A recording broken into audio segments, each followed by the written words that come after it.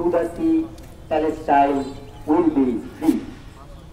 সংগ্রামী উপস্থিতি, আপনারা জানেন 1948 সালে ফিলিস্তিনি ভূখণ্ড দখল করে জায়নিস্ট সন্ত্রাসীরা ইসরায়েল নামে একটি অবৈধ রাষ্ট্রের জন্ম দেয়। তারপর থেকেই ফিলিস্তিনের ভূমিপুত্রদেরকে তাদের নিজ ভূমি থেকে উচ্ছেদ করতে শুরু করে।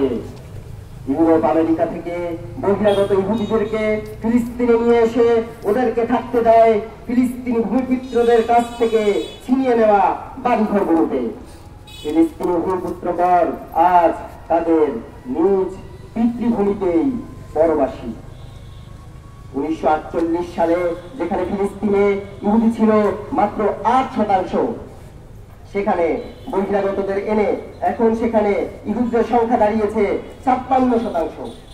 আপনারা জানেন জায়নিস্ট সন্ত্রাসীরা গত 7 অক্টোবর থেকে আজ পর্যন্ত ফিলিস্তিনের গাজা, রাফা ক্রসিং সহ বিভিন্ন শহরে বোমা ফেলে প্রায় 50,000 নিরপরাধ নরনারী এমনকি শিশুদেরকে পর্যন্ত তারা হত্যা করে।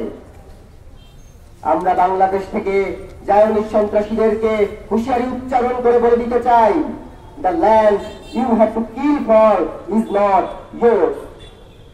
আমরা আরো বলতে চাই, ফিলিস্তিনিদের থেকে ছিনিয়ে নেওয়া ভূখণ্ড ফিলিস্তিনিদেরকে ফিরিয়ে দাও, গণহত্যা বন্ধ করো।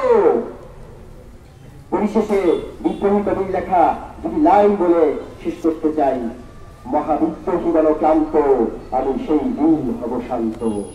বলে উত্তীরিতরে ক্রন্দন আকাশে বাতাসে ভরবে না, অত্যাচারীর খরব কৃপান জীবনে ভুলে রইবে না। বিদ্রোহী বল ক্লান্ত, আমি সেই দিন হব শান্ত। ধন্যবাদ সবাইকে।